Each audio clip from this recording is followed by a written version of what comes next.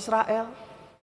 Jawabnya, kamu tidak perlu mengetahui masa dan saatnya yang ditetapkan Bapa sendiri menurut kuasanya. Jadi hal-hal yang berkenaan dengan kuasa Bapa kita nggak perlu mengetahuinya. Itu sudah menjadi misteri dari Allah Bapa sendiri. Tetapi yang perlu kita ketahui adalah bagi kita yang percaya, yang hidup di dalam tahun Kristus ini, kamu akan diberi kuasa dan kamu akan menjadi saksiku di Yerusalem, di seluruh Yudea dan Samaria, bahkan sampai ke ujung bumi. Itulah yang sekarang menjadi wilayah kekuasaan kita. Kita diberi kuasa untuk mewartakan Injil. Jadi kuasa yang kita miliki bukan soal mengetahui kapan saatnya, kapan datangnya, tanda-tandanya. Bukan hal itu, bukan hal-hal supernatural semacam itu.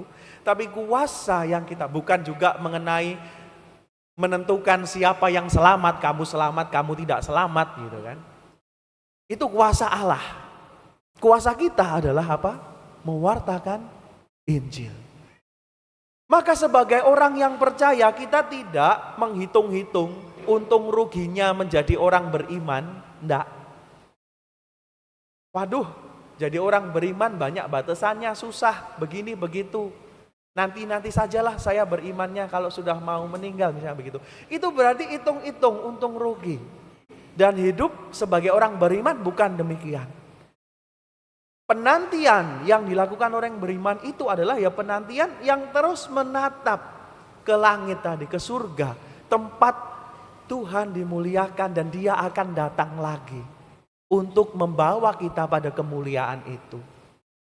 Maka saudari-saudaraku yang terkasih, peristiwa ini sungguh-sungguh menjadi titik di mana kita sekalian umat Kristiani dilibatkan oleh Kristus, ya, dilibatkan oleh Yesus sendiri untuk menjadi tangan dan kakinya, untuk mewartakan karya keselamatan Tuhan. Maka bacaan Injil yang kita dengarkan pun isinya apa? Perutusan, saudara-saudara.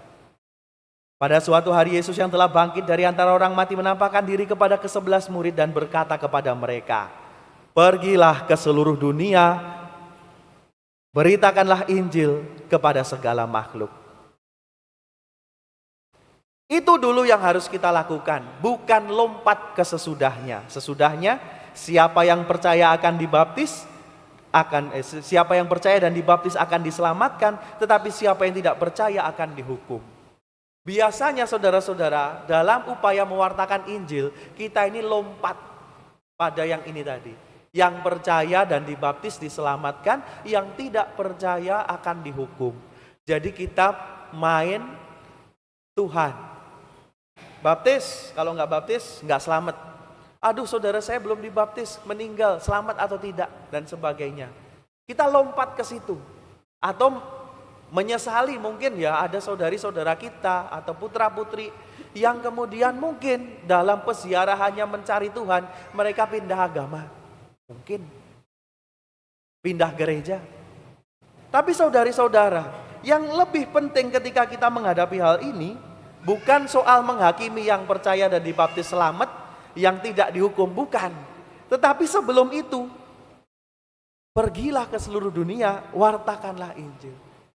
Sudahkah kita melakukan ini?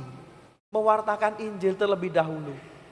Kalau kita dengan di dalam keluarga saja tidak pernah mewartakan Injil, orang tua tidak mewartakan Injil kepada anak-anaknya misalnya.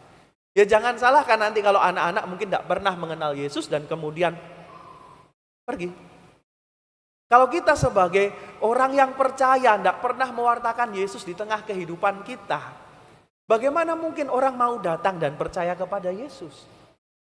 Maka tugas ini yang pertama-tama perlu sungguh-sungguh kita perhatikan, kita cermati. Dan bagaimanakah caranya mewartakan Yesus, saudara-saudara? Paling mudah kita berpatokan pada bacaan yang kedua. Lihat bagaimana kesaksian Paulus. Dia bahkan dipenjarakan demi Tuhan. Dan ketika dia mengalami ditahan demi Tuhan, dia menasihatkan hal ini. Orang-orang yang terpanggil, kamu hidup berpadanan dengan panggilanmu.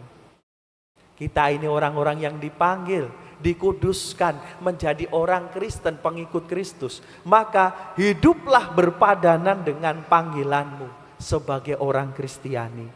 Hendaklah kamu selalu rendah hati, lemah lembut, sabar. Pewartaan Injil tidak usah jauh-jauh, tidak usah ngomong soal Yesus begini begitu, tidak. Hanya meneladan Yesus yang rendah hati, lemah lembut dan sabar. Tunjukkanlah itu setiap hari dalam setiap perkataan perbuatan kita. Tunjukkanlah kasih-Mu dalam saling membantu. Sudah. Berusahalah memelihara kesatuan roh dalam ikatan damai sejahtera. Bagaimana kita wujudkan itu di tengah keluarga kita, di tengah jemaat kita, lingkungan, gereja, masyarakat kita? Apakah kita menjadi pembawa damai atau sebaliknya yang membawa perpecahan? Saudari-saudaraku yang terkasih, mari kita renungkan kembali sabda Tuhan yang kita dengarkan hari ini. Bagaimana kita sekalian ketika Yesus terangkat ke surga, semua dipanggil untuk ikut serta mewartakan Injil.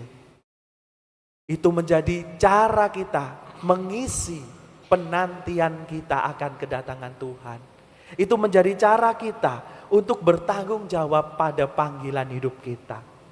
Dan caranya adalah menampilkan Kristus, membawa Injil Kristus dalam setiap pikiran, perkataan, dan perbuatan kita. Menjiwainya dalam setiap langkah hidup kita. Semoga saudari-saudaraku yang terkasih, kita sekalian dalam misteri kenaikan Yesus ke surga ini sungguh-sungguh dikuatkan, dimampukan oleh daya Roh Kudus sendiri yang membuat kita menjadi para alter Kristus. Kristus yang lain yang berani mewartakan kabar sukacita, kasih dan keselamatan kepada semua orang.